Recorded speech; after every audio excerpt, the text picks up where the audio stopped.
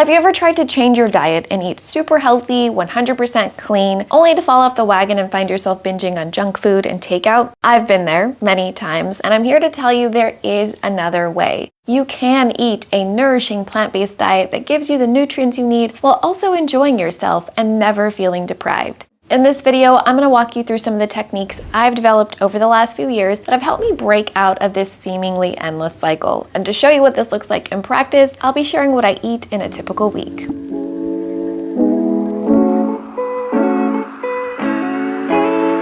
I like to start my week off with something fun and outdoorsy, like an early morning hike or a picnic in the park, or both, and of course a trip to the grocery store. Ideally just after I've eaten, so I'm not super hungry and tempted to buy a bunch of things I don't need.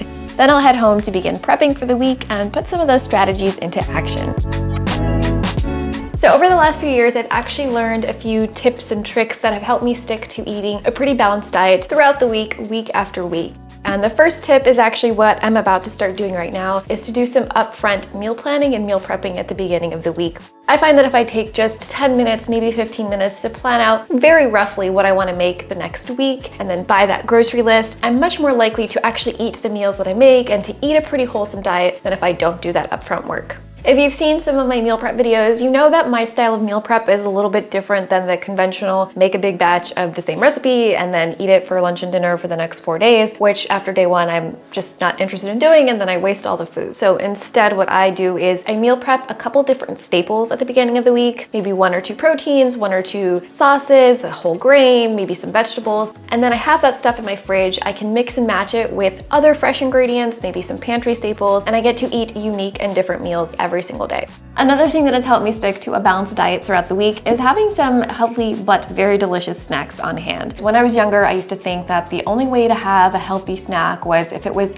super healthy, like raw carrots or raw almonds, but inevitably I would get tired of that because it kind of gets boring, and then I would just go out and get a giant chocolate chip cookie the size of my head. And I also used to think that I had to make all of my snacks and everything had to be homemade, but I realized that relying on convenience snacks and convenience foods from time to time just makes my life a lot easier, and so I'm no longer afraid to do that. And by keeping healthy but tasty snacks on hand, like roasted chickpeas, or almond butter, or dates, I'm very excited to eat those. I'm much more likely to eat that stuff than a giant chocolate chip cookie the size of my head every single day, or a big bag of potato chips. My last strategy is to give myself room for indulgences. To me, a balanced diet doesn't mean that every meal has to be perfectly healthy. Instead, it means eating a mix of foods, mostly home-cooked foods, a lot of nutrient-dense foods that are gonna give me the nutrients I need to stay focused and energized, but no strict rules and certainly a lot of room for fun. By having that baseline of nourishing, wholesome, plant-based food, I don't feel bad or guilty when I go out to dinner with friends and order a glass or 2 of wine with a big bowl of pasta and some chocolate cake for dessert. But it is crucial for me to start with that baseline of nourishing plant-based food, which brings me to the meal prep that I'm about to do. So right now, I've already got my frijoles in the Instant Pot. That's gonna be the protein for the week. Frijoles is just the Mexican. Frijoles is just the Mexican word for beans. My version is spicy. It's got onions, red bell pepper, garlic, jalapenos, some spices, vegetable broth, dried pinto beans. It's super simple because it all gets cooked in the Instant Pot. This recipe is actually from my cookbook, the Vegan Instant Pot Cookbook, and I've also included the written recipe in the free PDF guide. You can download it by going to the description box and clicking that link. And in the PDF guide, I've also included a written recipe for every meal I plan to cook this week. In addition to the frijoles, I'm also gonna have some brown rice, just kind of as my grain to eat with different things. When the pandemic started, I really struggled to eat enough greens because I just wanted to eat comfort food because, well, you probably know what I'm talking about. To get over that, the strategy I developed was when I got home from the grocery store or the farmer's market to grab my kale or whatever green I bought and to immediately wash it, chop it, massage it with some lemon juice and olive oil. Because I found that once it was in my fridge, I was more likely to use it. I could make a salad really quickly. I could throw it into a soup or a stew. And so that's what we're gonna be doing this week with the kale. The last thing I'm going to prep is our everything sauce. But the idea is that you can pair this sauce with everything you make that week in the fridge. The value in doing this is that if I have just 5 minutes to make lunch, even if it's something simple like rice and beans, the flavorful sauce is gonna make that meal so much tastier. For this everything sauce, I'm gonna start with a 1/4 cup of creamy vegan yogurt. This is a Greek style almond one, 3 tablespoons of tahini, 1 jalapeno pepper that I just really roughly chopped up, a big handful of cilantro, leaves and tender stems, the zest from 1 lime, a few tablespoons of that lime juice, half teaspoon of ground coriander and cumin for a little extra flavor, tiny bit of agave nectar just to balance the tanginess and heat, and of course some salt and pepper to season. I'm just gonna blend that all up until it's smooth and creamy.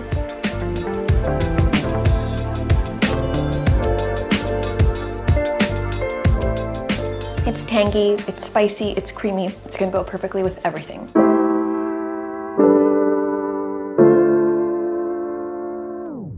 Oh, hello, good morning. It is day 1, 7:30 a.m. and I'm just enjoying my Indian spice tea. This is something I drink every single morning. It's part of my ritual.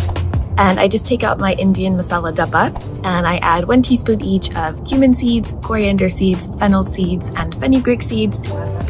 Let that steep in boiling water for about 10 minutes. It really helps improve your digestion, relieve some of that annoying gas and bloating, helps your body absorb the nutrients it needs, and it also just kind of warms me up from the inside. It's a really nice way to start my day. And because I've been doing it for so long, it's now a ritual that signals to my brain, once I've had this tea, it's time to start my workday. I was deep in the zone working on my cookbook, so I grabbed a quick matcha to stay energized. And this is by no means the traditional way to make matcha, but it works for lazy people like me. Just before lunch, Max and I went on a walk to visit our local bakery when I stumbled upon free herb. Not that kind of herb, this kind of herb. This is a great steal. It's not stealing though, they said free rosemary, but I'm just gonna put it in my bag. At the bakery, I picked up some sourdough to have with dinner. And let me show you this amazing loaf. She a beauty. Sheer beauty. I do not normally wear an apron to make lunch, but the dress I'm wearing was giving the camera some weird feedback. So here we are, wearing an apron to make lunch. And for lunch, I'm making a burrito bowl using some of the stuff I meal prepped yesterday. And when I'm making lunch, I usually only have like 5 minutes, maybe 10 minutes because I'm busy working or testing recipe or taking photos or something. So I love having everything prepped in my fridge. It just makes it a lot easier to eat a wholesome lunch than if I had to scramble and make everything from scratch. So for this burrito bowl, I reheated some brown rice in the microwave alongside a couple of ice cubes. Weird, I know, but the ice cubes steam and soften the rice without melting or making it soggy. This is pretty much science at its finest, so you should definitely try it. On top of that, I added some of the frijoles, which I reheated on the stove,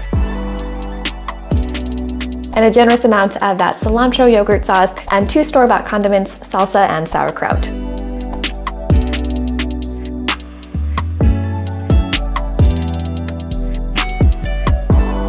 This is delicious. It might seem weird to have sauerkraut in there, but it actually works pretty well, and to me, a big part of a balanced diet is having a lot of fermented foods. I try to eat a lot of wholesome, plant-based, home-cooked food, as you might know from my channel, but there are a couple of gaps in my diet and certain nutrients that are just hard to get enough of on a plant-based diet, which is why I am a big fan of the sponsor of today's video, Complement. Complement Plus is the first multivitamin that's designed specifically for plant-based folks like me, and maybe like you, so it has all the stuff that vegans need in their diet but might have trouble getting from food. Stuff like vitamins B12 and B3, plant-based omega-3s, and minerals like iodine and selenium. I used to eat a Brazil nut every day to get my selenium needs, and honestly it was the worst part of my day. Brazil nuts taste terrible. All the other nuts, great. Brazil nuts, so bad. And now, thanks to Complement, I don't have to go through that anymore. I also really love that every order of Complement plants trees around the world, supports animal sanctuaries, and is carbon offset. So if you are looking to have a more well-rounded, balanced plant-based diet, be sure to check out the link in the description box below for Complement. And if you use this code at checkout, you will get 15% off your next order.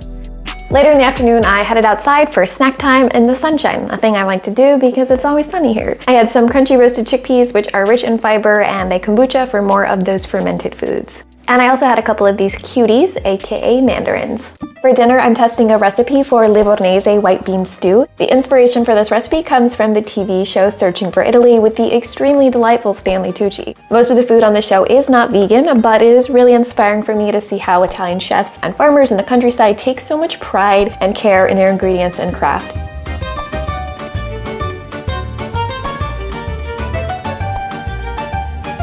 The ingredients and cooking techniques here are inspired by those used in Livorno, a port city west of Tuscany. For these stewed beans, I started off by heating my Dutch oven up with a pretty generous amount of extra virgin olive oil in true Italian style. Over medium heat, I sauteed the chopped onion until it was nicely golden and soft, 7-8 minutes. Then came the celery, carrot, and garlic. That cooked for 3 to 4 minutes, and then some fresh sage, parsley, and red pepper flakes for a nice little kick. A very generous amount of tomato paste went in here, 4.5 tablespoons, almost an entire tube. It makes it a little sweet, tangy, and so savory. And again, in true Italian style, quite a bit of white wine went in to deglaze the pan. This simmered for about 3 minutes, and then I added in the whole peeled tomatoes that I crushed earlier, salt and pepper, and a bay leaf. I cooked down the tomatoes until most of the liquid had evaporated, 12-13 minutes, and the last step, I added some veggie broth, about 1.5 cups, and 2 cans of cannellini beans, which are so creamy, and this simmered on low heat until my kitchen smelled like a rustic Italian restaurant, about 30 minutes. The stew is almost done, so in the meantime, I'm just gonna chop up some fresh basil. It's gonna add a nice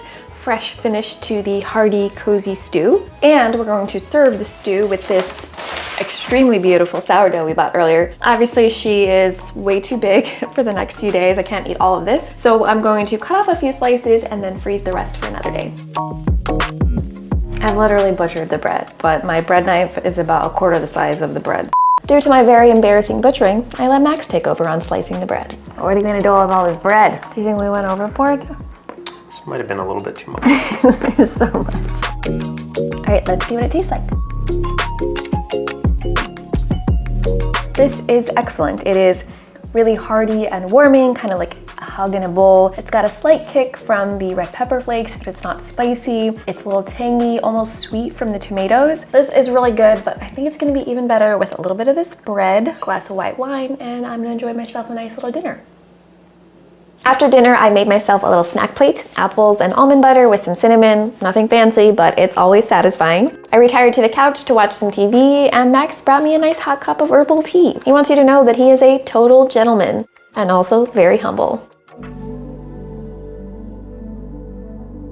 I started the day off with my favorite ritual, my Indian spice tea. Later that morning, I headed to my outdoors office to get some work done because it was 76 degrees, hence the sundress. And I enjoyed some mandarins while I worked. Easy to peel, so sweet. Very juicy. It's kind of the perfect fruit. I've also got my jar of water here. Hot take, I love the taste of water. I think it's great. It's delicious. Also, it's good for your hair and your skin and your nails and your health in general. And I like having these little visual markers of how many ounces I've drank, how many ounces I've consumed. It's a good reminder to stay hydrated. Quick aside, I don't actually eat breakfast most days because I do intermittent fasting, which means my first meal is typically around 11 a.m. I do intermittent fasting because I like to stay laser focused on my work in the morning and I don't like to be distracted. Also, I tend not to wake up hungry very often, and as you might have noticed, my job is to test recipes and to eat them. So I don't really need to fuel up for a day of eating. But this is just what works for me. Obviously, I think you can eat a balanced diet whether or not you do intermittent fasting. But if you have questions about my specific experience, definitely let me know in the comments below. Hello. All right, it's lunchtime and I'm gonna be making a big kale salad today. This is the massaged kale I did 2 days ago, and it's been massaged with a little bit of lemon and olive oil. I'm going to massage it again with a little bit of avocado. So good for you, all those healthy fats for your hair, your skin, your heart. And this is gonna add a lot of creaminess to the salad. I feel like a lot of times salads are boring for people because they don't have enough different textures. This salad's gonna have crispness, crunchiness, creaminess, chewiness, lots of good things. Some more vegetables, just got some shredded raw carrots. I buy these pre-shredded at the grocery store because I can't be bothered to do it myself. Now for some protein, I've got some edamame, which I love. I'm also gonna add my favorite Hodo tofu nuggets. I love these nuggets. They are curry flavored and just so good. And they're also really high in protein, 14 grams per serving. And these are real chewy boys, so it's gonna add a lot more texture to the salad. Now for something fermented, as I mentioned yesterday maybe. I love adding fermented foods to my diet. They're so good for your gut. I try to have at least 2 sources of fermented food per day. I also really like the salty tanginess that sauerkraut adds to salads. What else? This is why I don't sing. I sound terrible. What else? Some pepitas. These are also high in protein, good healthy fats, nice little crunch in the salad. Same thing right here, walnuts. So good for you. Omega-3, one of the best plant-based sources of fat. And that's also gonna add some more crunch. Ooh, some fresh herbs. Again, like just layering in extra flavors. It takes maybe 2 extra minutes to chop up some cilantro or parsley or mint or whatever it is, but it's really gonna make your salad taste a lot better. All right, herbs are all set. Another thing I'm going to add are these roasted seaweed snacks. Definitely not a conventional ingredient, also a great snack by the way, but I'm gonna crush them up. I think it's gonna make a good pairing with the flavor of the edamame, the tofu nuggets. I'm gonna add some sesame oil, so it's gonna be kind of a Asian flavor profile. Maybe one more. And the last 2 things I'm gonna add are just a little bit of sesame oil, toasted sesame oil, and just a light drizzle because this is a very powerfully potent ingredient. Last thing, a spoon of tahini, possibly my favorite ingredient. It's gonna add another layer of creaminess in addition to that avocado, a nice nutty smooth finish. Honestly, I am so excited to eat this salad. It smells really good. I know all the flavors are gonna be good together, and that's generally how I feel when I make a salad. I'm excited to eat it, and that's because again, I'm using ingredients I actually like. I'm using a variety of textures and different flavors that work well together, and I'm making sure that it's going to be satisfying and filling. I'm going to go enjoy this delicious salad, and I will see you the next time I'm hungry, I guess. It's so good. Every bite is just so good. And after finishing this amazing giant salad, I took my Compliment Plus. About an hour later, I brewed myself a nice cup of decaf black tea, a little creamy oat milk with cinnamon and freshly grated nutmeg, very cozy, and I took this time to contemplate the meaning of life. Oh no, that's not cute. Okay, much better. There I am, contemplating. Today's afternoon snack, possibly my favorite snack ever. It tastes like grown-up candy. Just grab a couple big medjool dates and your favorite nut butter, stuff some in the dates, and add a little flaky sea salt, stick that in the freezer for 15 to 30 minutes, and get after it. This was so good that I had to make a third one, and I washed it all down with an ice-cold glass of the old kombucha. For din din, aka dinner, I don't know why I called it that, sorry, I heated up some of the Livornese white bean stew. I'll be doing a bit more recipe testing tomorrow, so I froze the leftovers so that it wouldn't go to waste. I topped it with some fresh basil and served it with this incredible garlic bread. All I did was toast the sourdough bread under the broiler, rub it with a sliced garlic clove, and added a drizzle of some basil olive oil. Honestly, this meal was so good that I would eat it every week.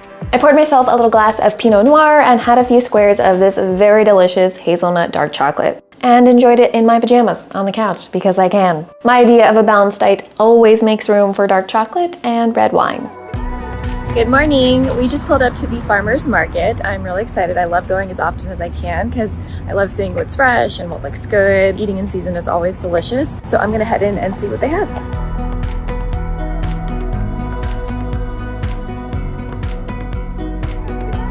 Being in Southern California, we are very spoiled with the quality of produce and the long growing season that I didn't even want to show you this, but I was able to buy both berries and Brussels sprouts on the same day. I know.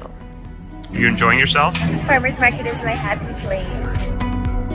After the farmer's market, we decided to go to brunch at our favorite vegan restaurant in San Diego, Donna Jean. They grow some of their own herbs and chilies and make everything in-house. It's so good. We started brunch with a mango masala kombucha. Again, I love kombucha and I basically have mango masala in my blood, so it was the perfect choice. Our first dish was a spinach salad with vegan goat cheese, pistachio butter, roasted turnips, freekeh, smoked dates, and a harissa vinaigrette. Such an interesting salad, and it definitely inspired some potential recipe development ideas of my own. We also split the brunch plate and a pizza, which is Donna Jean's specialty. The breakfast plate had roasted potatoes, a tofu scramble, greens, and a biscuit with vegan butter. The pizza also had potatoes, maybe a mistake on my part to order 2 potato things, but it also had roasted garlic, broccolini, za'atar, vegan mozzarella, and parmesan. It was delicious, and yes, I am an elegant eater. Thank you for noticing.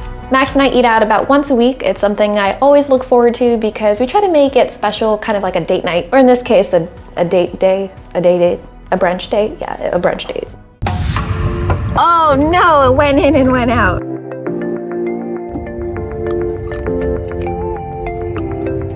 All right, so snack time got a little out of hand. Max and I are having a little snack outside. Blueberries from the farmer's market. Honestly, Max is not a huge fruit person, but these are so sweet that even he is very excited to eat them. And the roasted chickpeas I had the other day, just a very delightful crunchy snack. Later that afternoon, I made my dal tadka recipe, mostly because I needed to update the photos for my blog, but also it's just really delicious and I will always happily eat dal. It's the food I grew up eating almost every day as a kid, so it inherently feels nourishing and comforting, and it's just really good for you. The prep work is also pretty minimal. Just soak a cup of moong dal for 15 minutes, dice up a medium onion, mince 4 cloves of garlic, grate an inch of ginger, dice a green chili pepper, grab a small can of diced tomatoes, and measure out a few spices. I typically make dal in my Instant Pot because it requires the least amount of hands-on cooking. I heat up a little bit of coconut oil on the sauté setting, sauté the onions until just soft, then the ginger, garlic, and chili for just a minute or two, and the ground spices for 30 seconds. Then comes some water. I don't add too much because I like my dal on the creamier side. And finally, the soaked lentils, salt and pepper, and the tomatoes. I pressure cook this for 10 minutes and allow a natural pressure release for another 10 minutes, and as it rests, the dal is going to thicken quite a bit more. I just finished making the dal in my Instant Pot and it is tasty, but the real flavor in this recipe and in a lot of dal recipes comes from the tadka, which is the tempered spice oil. You pour it right over the top before serving. It's so good. It only takes 2 minutes. All you need to do is grab a small little pan. This is a special tadka pan. If you don't have one, that's okay. You can just use a small frying pan. Heat up a couple tablespoons of oil of your choice, and then once that's hot, you're gonna add in some mustard seeds, about a teaspoon. Once those start to sizzle, you'll add in a half teaspoon of cumin seeds, then 10 curry leaves or more. I love the taste of curry leaves, so more is always better, and 1 or 2 dried chili peppers. Once you add in those final ingredients, it needs just 30 seconds. You want to swirl the pan frequently so they don't burn. I'm just going to add the tiniest bit of the tadka to my little sample bowl here just to make sure all the flavors work together. Tastes like my mom's kitchen. Love you, Mom. For dinner, I had some dal tadka over brown rice that I reheated, and to round it out, I roasted some of the broccoli that I picked up earlier at the farmer's market. I just sliced the broccoli stems into coins, cut the crowns into florets, and roughly chop up some garlic. Of course, I add garlic to everything. And toss it all on a sheet pan with olive oil, salt, black pepper, and some chili flakes. Roasted in the oven at 425 degrees Fahrenheit for 20-ish minutes without stirring. It gets perfectly browned and crisp this way. And I top the dal with some vegan yogurt and pickled onions for a little bit of tang.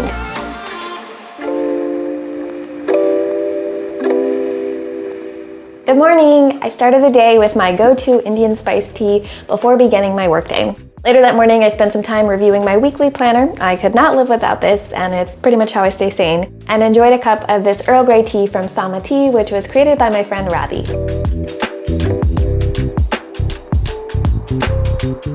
My super rad recipe tester / kitchen assistant Hannah was here today, and we spent the afternoon testing a bunch of different recipes. One of the things I tested was a Brussels sprout salad. I shredded those farmer's market Brussels sprouts in my food processor.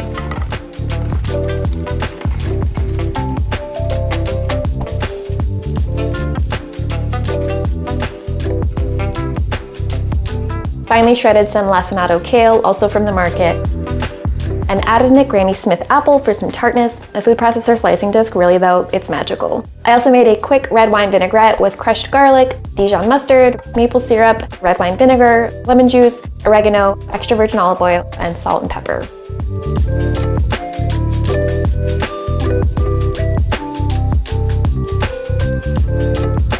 I massaged the kale with some of the dressing, did the same thing with the sprouts, added in the apples along with some shredded carrots, sliced almonds, and tart dried cherries, and tossed it all together. As with every recipe I share, Hannah and I spend a lot of time discussing our notes on flavor and texture and how we can improve each recipe.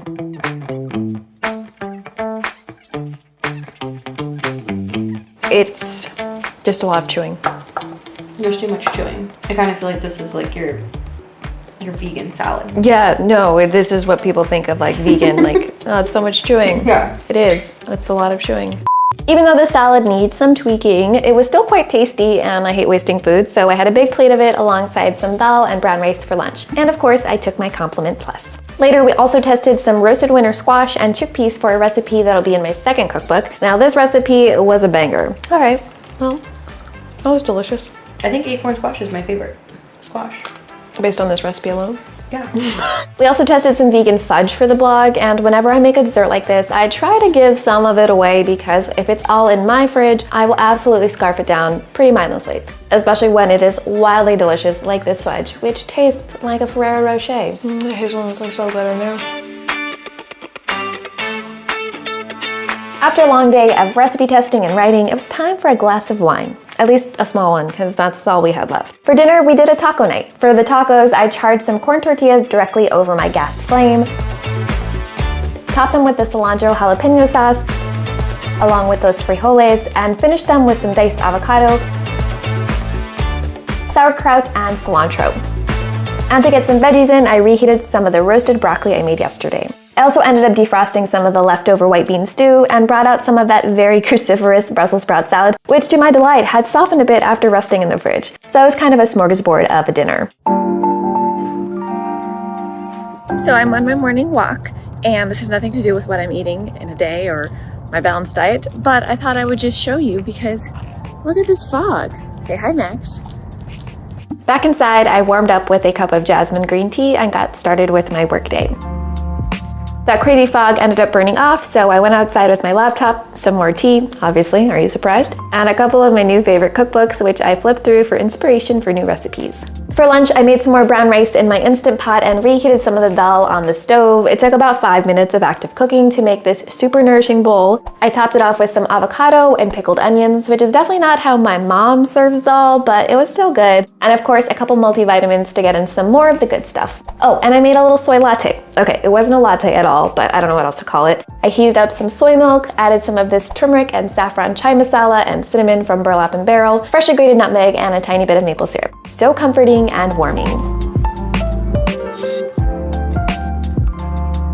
And later for snack time, yes, I call it snack time like a child, I sliced up an apple and had some of the fudge we tested yesterday. So freaking good. Honestly, you have to try it. Well, I certainly had enough leftovers to make dinner tonight. My family insisted we come over. My mom made one of her specialties, pav bhaji, which is a quintessential Mumbai street food. It's a spicy mashed vegetable gravy served hot with soft, lightly toasted bread. This might not fit into everyone's vision of a balanced diet, but my diet always makes room for mom's home-cooked Indian food and, of course, quality family time. Thanks for watching. Bye!